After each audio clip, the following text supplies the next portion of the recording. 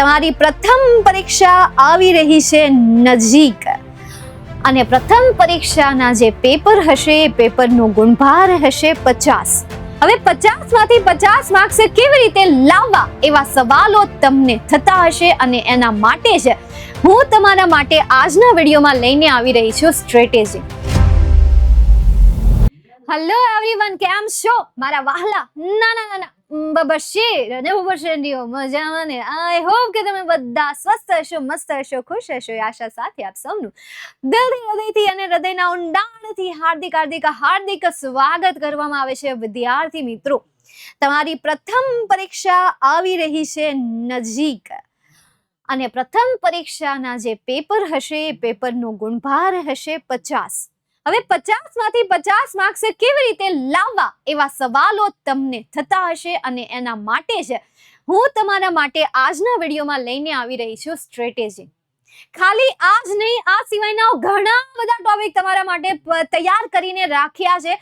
પરીક્ષા નજીક આવી રહી છે. વિભાગ પ્રમાણે તમને ક્વેશ્ચન હશે કે મેમ આમાં એમપી આપો, આમાં એમપી આપો. દરેક પ્રકારની આઈએમપી આપણી આ ચેનલ ધોરણ 9 ની જે ટોપરની આ જે ચેનલ છે, બરાબર, વિદ્યાકુલ 9 ની આ જે ચેનલ છે એ ચેનલ ઉપર લઈને હું આવીશ. એ પછી વિભાગ એ હોય, બી હોય, સી હોય, ડી હોય, ઈ હોય, ચારે વિભાગના આઈએમપી ક્વેશ્ચન્સ આ જ ચેનલ ઉપર લઈને આવીશ. તો સબસ્ક્રાઇબ અને લાઈક કરવાનું બિલકુલ પણ નહીં ભૂલતા. ચાલો બાય ધ વે આપણે આજના અત્યારના ટોપિકની વાત કરીએ કે આખિરકાર 50 માંથી 50 માર્ક્સ લાવવા હોય તો કરવું શું? તો સૌથી પહેલું કે સિલેબસને તમે જોવો.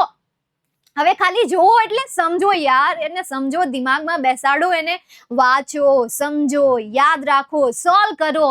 તો ભાઈ કોણ તમને 50 માંથી 50 માર્ક લાવતા રોકે? કોઈની એવી તેવડ ખરા, કોઈની એવી હિંમત ખરા કે જે તમને અટકાવી શકે, કે જે તમને રોકી શકે? કોઈની પણ નહીં, હે ને? કોઈની પણ. હા, તો આપણે મુદ્દાની વાત કરીએ તો સિલેબસ. હવે સિલેબસમાં મતલબ કે યાર તમારે જોવાનું શું હોય? તો તમારે જોવાનું હોય કે આખિરકાર તમને ટેક્સ્ટ બુકમાંથી કેટલા ચેપ્ટર પૂછાશે, તમને ગ્રામરમાંથી કેટલા ચેપ્ટર, ગ્રામરમાંથી તમને કેટલા ટોપિક પૂછાશે, તમને તમારી બ્લેક બકની બુક, સોરી તમારા ડોલ્ફિન આવે કા, બ્લેક બક નો આવે, ડોલ્ફિનમાંથી તમને કેટલા ચેપ્ટર પૂછાશે, રાઇટિંગ સેક્શનમાંથી તમને કેટલા લેખન વિભાગના ટોપિક પૂછાશે, અને પછી ત્યાર પછી આવે અનસીન ડેટા. તો એ અનસીન ડેટામાંથી તમને કેટલું પૂછાશે, કેટલા માર્ક્સનું પૂછાશે, આ બધું જોવું પડે ને. ઇન શોર્ટ આને બીજી ભાષામાં શું કહેવાય તો કે બ્લુ પ્રિન્ટ કહેવાય. કે જે બ્લુ પ્રિન્ટ હું તમારા માટે લઈને આવીશ અને એની લિંક નીચે તમને ડિસ્ક્રિપ્શનમાં આપેલી હશે. ક્યાં આપેલી હશે? નીચે તમને ડિસ્ક્રિપ્શનમાં આપેલી હશે. એટલે એની પણ ચિંતા કરવાની જરૂર નથી. તમને એમ થાય કે મેં બ્લુ પ્રિન્ટ અમારે ક્યાંથી ગોતવી, તો એનો પણ વિડીયોની જે લિંક છે એ લિંક હું નીચે ડિસ્ક્રિપ્શનમાં મૂકી દઈશ, મુકાવડાવી દઈશ, એટલે ત્યાંથી તમે જોઈ લેજો. ઠીક છે?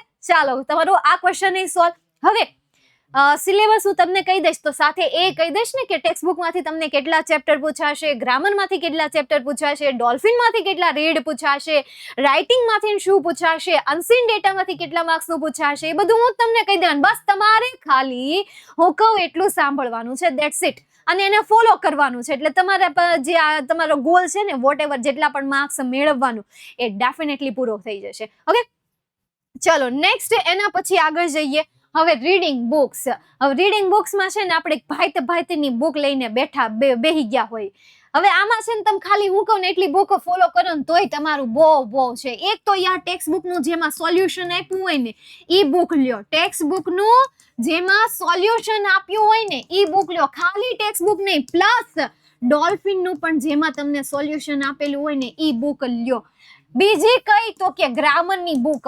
પણ આ ગ્રામરની બુકમાં તમને સાથે સાથે બીજો લેખન વિભાગ પણ આપેલો હોવો જોઈએ. લેખન વિભાગની સાથે તમને અનસીન ડેટા પણ આપેલા હોવા જોઈએ. તો આ વસ્તુ આપી હોય ને ઈ લેવાની એક. અને ત્રીજી બુક છે ને બાકી રાખો, હું તમને છેલ્લે કહીશ. ત્રીજી બુક કઈ તમારે લેવાની છે, વાંચવાની છે, અને તમારી પાસે પડી હોય તો એને રાખવાની તમારી પાસે, ઈ હું તમને છેલ્લે કહીશ. એની પહેલા બસ આ જ 2 બુક રાખો અને એ 2 બુક માટે હું તમને સજેશન કરું તો યુથ વિદ્યાકુલ પાસે આ બુક છે જ તે તમે કોન્ટેક્ટ હમણાં હું તમને છેલ્લે નંબર આપીશ એમાં તમે કોન્ટેક્ટ કરી લેજો એમાં તમને બુક્સ મળી જશે ક્યાંય બીજે જવાની જરૂર નથી આઈએમપી ક્વેશ્ચન્સ પણ એમાં છે સોલ્યુશન પણ એમાં છે મતલબ કે આન્સર પણ તમને એમાં આપેલા છે તો બુક્સ ડિસાઈડ કરી રાખો એમ નહીં કે ઘડીક આ બુકમાંથી વાંચીએ ઘડીક આ બુકમાંથી વાંચીએ ઘડીક આ બુકમાંથી વાંચીએ જરી કઈ એવું ન કરો અને હું તો એમ કહું કે કાંઈ નહીં કરો ને તો તમે છે ને ખાલી આ ચેનલમાં જેટલા પણ વિભાગ પ્રમાણે આઈએમપી ક્વેશ્ચન્સ લઈને આવે છે ને ટીચર જે તે વિષયમાં અને હું ગણિતમાં હું ગણિત ભણાવું છું ના ઇંગ્લિશ ભણાવું છું ઇંગ્લિશમાં હું જે ક્વેશ્ચન્સ લઈને આવું બસ ઈ પ્રિપેર કરો ને તોય ઇનફ છે તમારા માટે નેક્સ્ટ એના પછી આગળ હું વાત કરું તો વિદ્યાર્થી મિત્રો ટોપર બેચ ખાસ તમારા માટે છે કે જેમાં તમને મેઇન 4 વિષય શું કરવામાં આવે છે મેઇન 4 વિષય તમને ભણાવવામાં આવે છે એ પણ ગણિત વિજ્ઞાન સમાજ અને ઇંગ્લિશ આ મેઇન 4 વિષય તમને એમાં ભણાવવામાં આવે છે ટોપર બેચમાં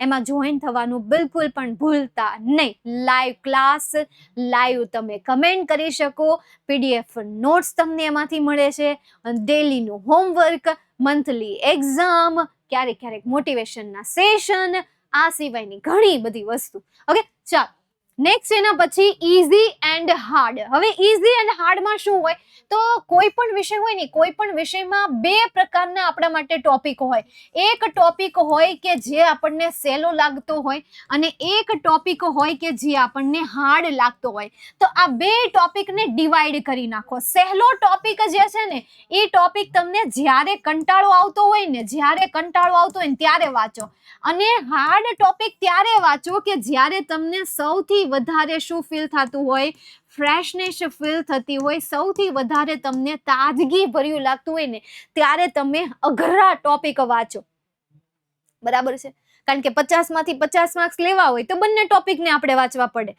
પણ બંને ટોપિકનું શું કરવું પડે લિસ્ટ બનાવવું પડે લિસ્ટ શું કામ બનાવવું પડે તો કે લિસ્ટ એટલા માટે કે જેથી કરીને તમે પ્લાનિંગ કરી શકો કે અઘરા ટોપિક છે તો હવે અઘરા ટોપિક તમને કઈ આમ જાદુ મંત્ર આમ ચૂટકી વગાડશો તો આવડી તો નહીં જાય ને પણ એ અઘરા ટોપિકને કેવી રીતે શીખવા ક્યાંથી શીખવા કોની પાસેથી શીખવા માટે કેટલો સમય જોઈશે એ બધી વસ્તુ શું કરવી નક્કી કરવી તો ખાલી ને ખાલી લિસ્ટ નથી બનાવવાનું કે આટલા સરળ ટોપિક છે આટલા અઘરા ટોપિક છે પણ એની જગ્યાએ શું કરવાનું છે કે એ ટોપિક તમે ક્યાંથી કરશો કેવી રીતે કરશો કોની પાસેથી શીખશો કેટલા ક્વેશ્ચન એમાં સોલ્વ કરશો કેટલો સમય આપશો આ બધી વસ્તુ તમારે નક્કી તો કરવી જ પડશે બોલો કરશો કે નહીં કરો હું તમને બબ્બર શેરની કહેતી હોય તો તમારે એટલું કરવું ન પડે કરવું જ પડે ને લ્યો વળી એમાં કઈ હાલતા હશે બિલકુલ ન હાલે પછી હવે આટલું કર્યા પછી ક્વેશ્ચન પેपर सॉल्व करना तो बनता है क्या होता है बनता है क्वेश्चन पेपर सॉल्व કરવા જ પડશે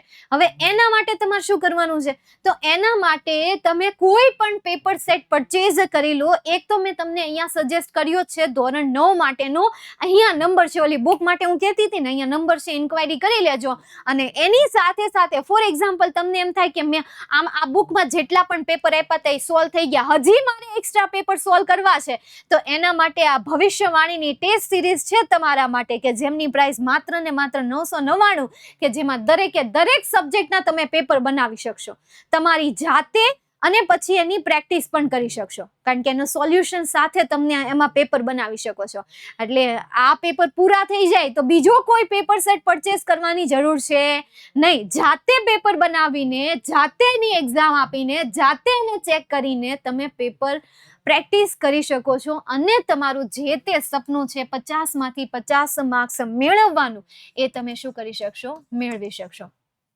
બરાબર છે બાકી અમારા ઉપર છોડી દો તમારા માટે લઈને આવશું વિભાગ પ્રમાણે આઈએમપી ક્વેશ્ચન્સ સાથે ભવિષ્યવાણી અને સૂર્યોદયના લેક્ચર તો આવશે જ એટલે આ જે સ્ટ્રેટેજી છે જે મેં તમને 4 પોઈન્ટ કીધા યાર દિલ દિમાગ અને ખુદને એ કામમાં લગાડી દો ડેફિનેટલી યાર મસ્ત રિઝલ્ટ તમને મળશે તૈયારી કરવાની પણ મજા આવશે અને આવી રીતે જ તમારા માટે કંઈક ને કંઈક જે પણ જરૂરી હશે એ દરેક તમારા માટે લઈને આવતા રહેશો તો નીચે કમેન્ટ કરવી બિલકુલ પણ ના ભૂલાય કે આજની આ સ્ટ્રેટેજી તમારા માટે કેવી રહી, અફલાતુન, જોરદાર, દમદાર, ધારદાર કેવી રહી એ તમારે તમારા શબ્દમાં નીચે કમેન્ટ કરવાની છે. અહીંયા સુધી હું આજના અમેઝિંગ અને કહેવાય ને કે મેજિકલ સેશનને હું અહીંયા સુધી રાખું છું. મળશું આપણે નેક્સ્ટ ટોપિકના નેક્સ્ટ સેશનમાં. ત્યાં સુધી bye, take care, see you soon, જય હિન્દ, વંદે માતરમ અને જય વિદ્યાર્થીઓ.